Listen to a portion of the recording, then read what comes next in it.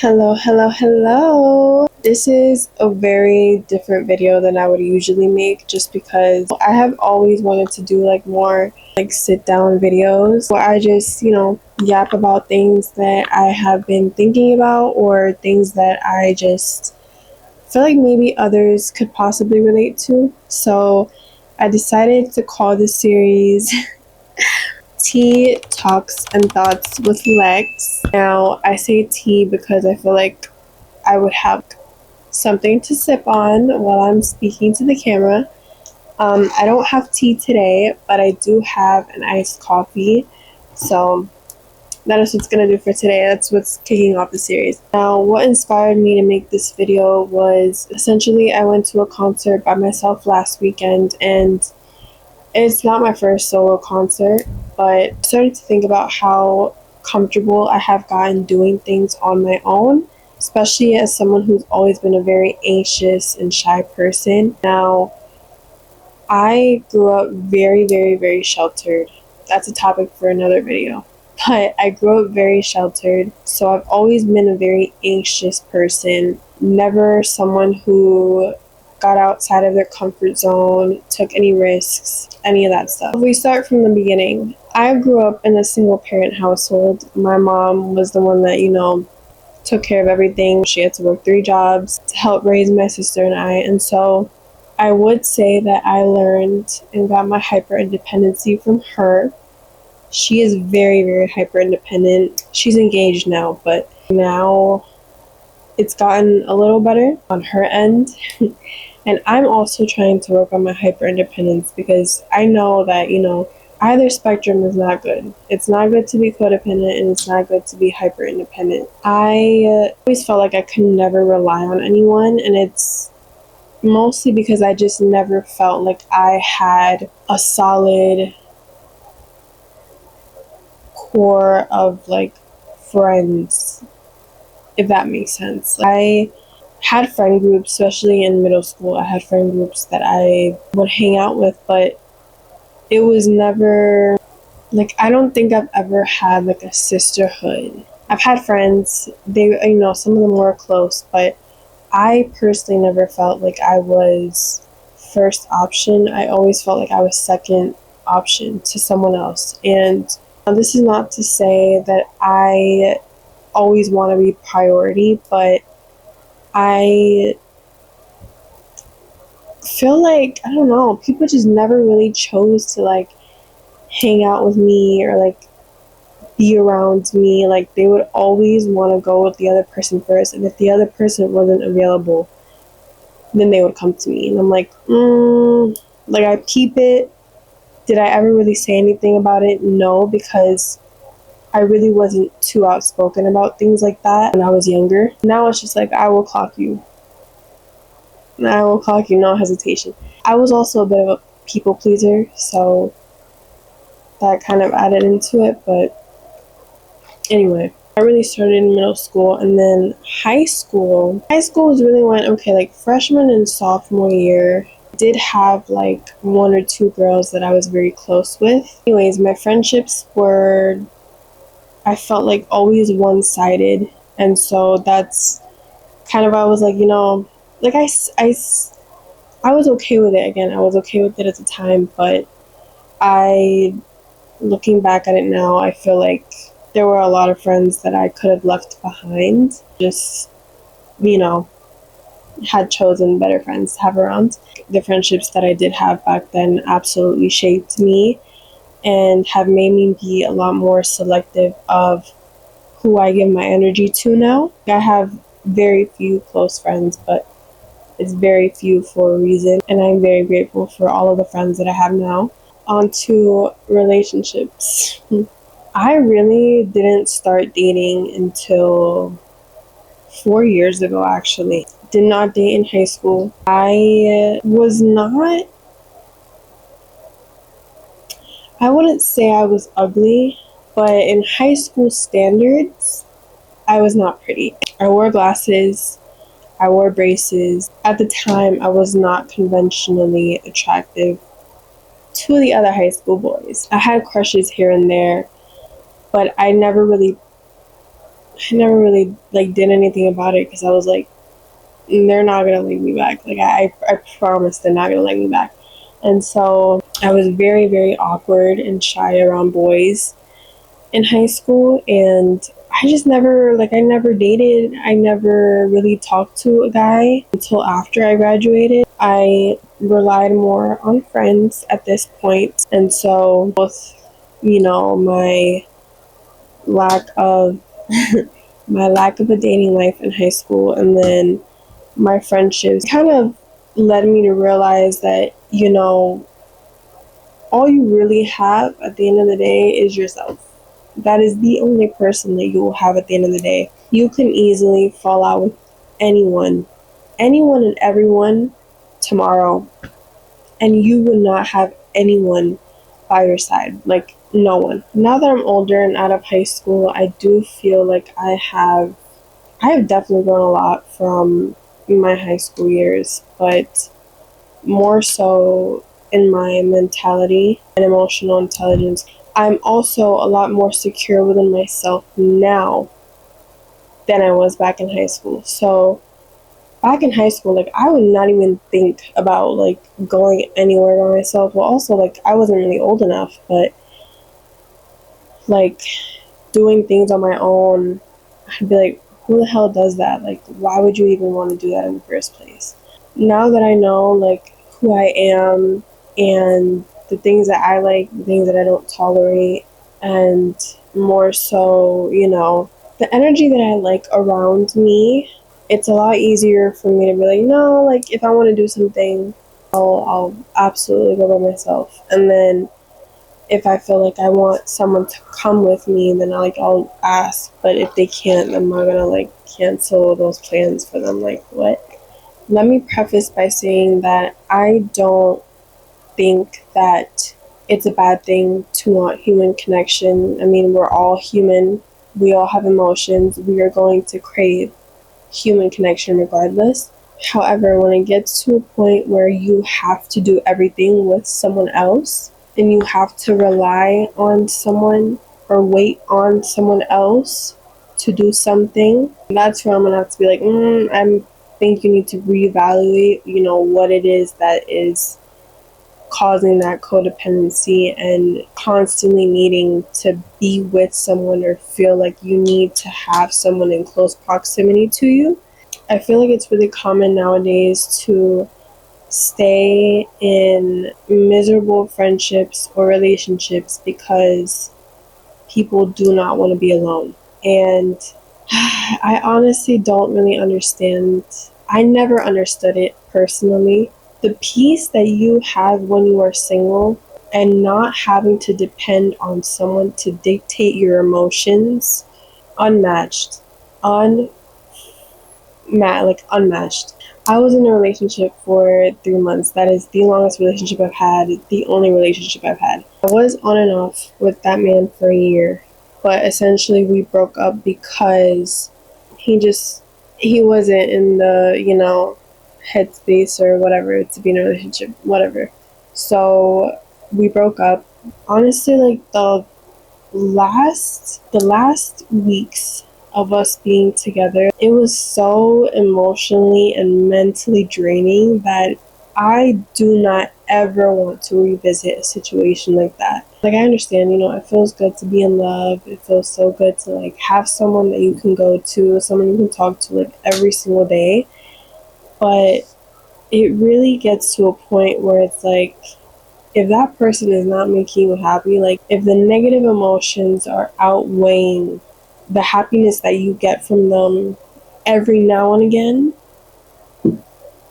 it's really time to call it quits because there's just no reason for you to be putting yourself through that constant emotional dysregulation. I think about being in a relationship now and I'm just like, not saying that, every guy is bad, not saying that all my relationships will be failed relationships, but I'm kind of just like, do I really want to put myself in a position where I'm like relying on someone to make me happy?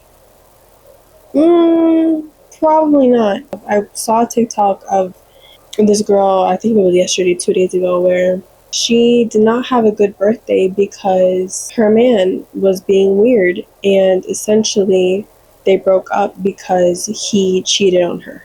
And he didn't post her on social media. He didn't really even say happy birthday to her at all. And I'm just like, if I think this year was one of the best birthdays I've ever experienced.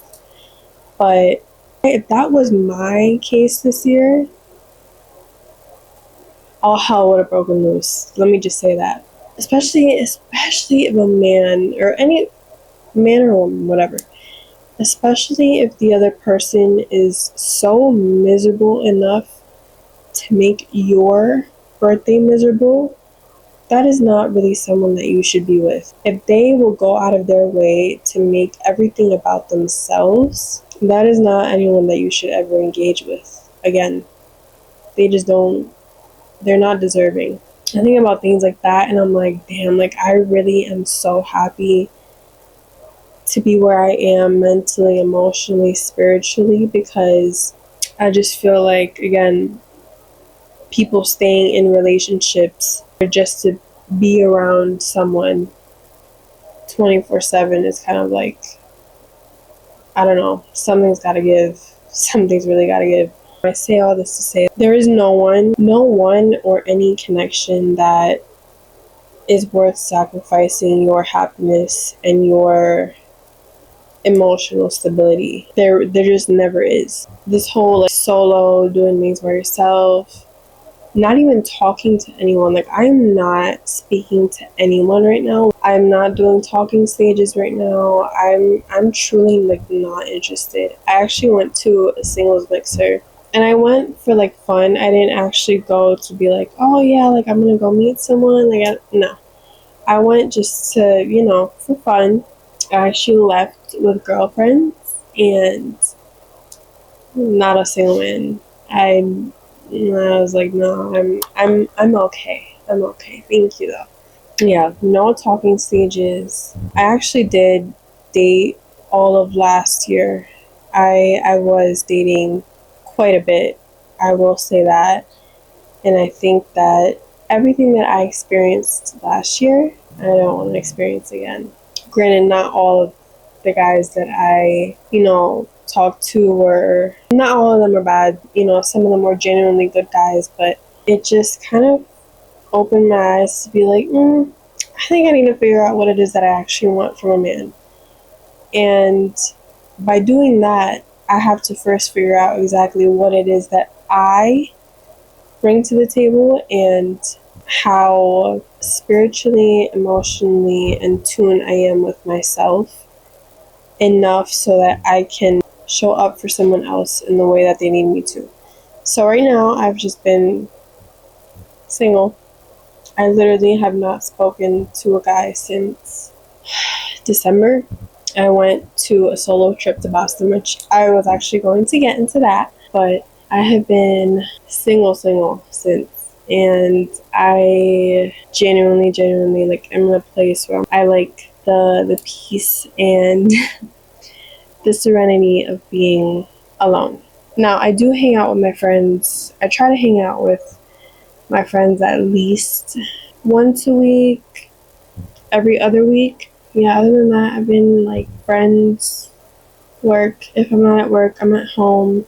That's really what that is. I say all of this to say because I feel like I'm very, very, very much qualified to give advice on how to navigate things by yourself and feel more comfortable being on your own and doing things on your own. I will tell you guys how I got there. I was just really not caring, really not giving a fuck. I mean, also, I do suffer from social anxiety. Again, I feel like it has gotten better just because I am a lot more confident within myself.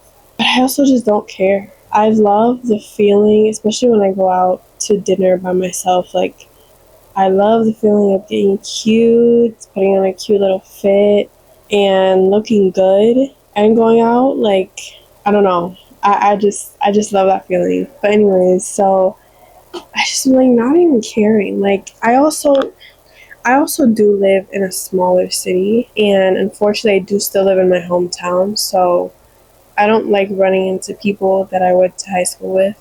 And luckily, I have not. The times that I have gone out by myself, like, I have not run into people from high school, thankfully. I think that that's helped quite a bit. But, like, I'll go out to dinner by myself, to the movies is a lot easier to go out by yourself with, just because it's a movie. Like, what else are you gonna do? My first solo trip last year in Boston, I really enjoyed it. I was going sightseeing by myself. It was truly a great experience, and I really definitely do want to go on another solo trip again this year. Just not caring about what people think. It takes a lot of courage to do things on your own, and I feel like not a lot of people can do it. You can judge all you want. Will you be able to do this? Probably not. Most of the time, they won't. So I don't really let people write me off like that, because I don't care. Two, I really feel like you just have to, I just feel like life is too short to not experience things that you want to do. And I kind of stopped waiting for people because, I mean, no tea, no shade, but sometimes some of my friends just like, either they want to flake last minute or they just don't want to. Like, they're just like, oh, always making some sort of excuse. And I'm like, oh, whatever. So I just stopped waiting for people. I stopped begging people to go out with me. I'm just like, yeah, no, if you don't want to go, then I'll go by myself. I just wanted to be considerate. And that is also, I feel like, when you get so, like, over people just not wanting to part, like, if you kind of just get over people doing that. And so I was just like, yeah, no, I just won't ask you anymore. I'm gonna do it. I'm gonna go by myself. I'm not gonna rely on someone else to do something that I've always wanted to do. And then obviously just like doing things on your own more often, you become kind of used to it. At this point, it's kind of like second nature for me to do things on my own. Like, I don't even really feel something or someone is missing, just because I'm like, yeah, I mean, I just have me, my things, like my phone. Like, that's really all I need to, survive. I'm also a very quiet person. Sometimes I don't want to talk. Rather than me trying to make conversation, I'm gonna go myself and I don't have to like speak to someone or try to drag out words that I don't want to drag out, because there's just no need for me to be talking. Sometimes I just don't want to talk, and that's that. So I guess it's a little easier for introverts to do things by themselves, just because 9 times out of 10 we're kind of well, 9 times out of 10 I'm mute. I'm more of a listener than I am a talker with other people. I'm a very quiet person. If I'm within a group of people, like, I will be the quietest one there. It's not really like there's no secret code to it. You just kind of do it. And then once you do it, you'll start getting used to it and getting more comfortable. So I will say, if like creeps are a reason why you are nervous to do things by yourself, like, I completely understand that. Thankfully, I haven't had anything happen to me. Hope it stays that way. Knock on wood. But I just genuinely, I haven't really had any bad experiences. If you're going to travel alone, though, definitely do your research on, places to stay away from, touristy parts to stay in, so you're not, like, in an unfamiliar area.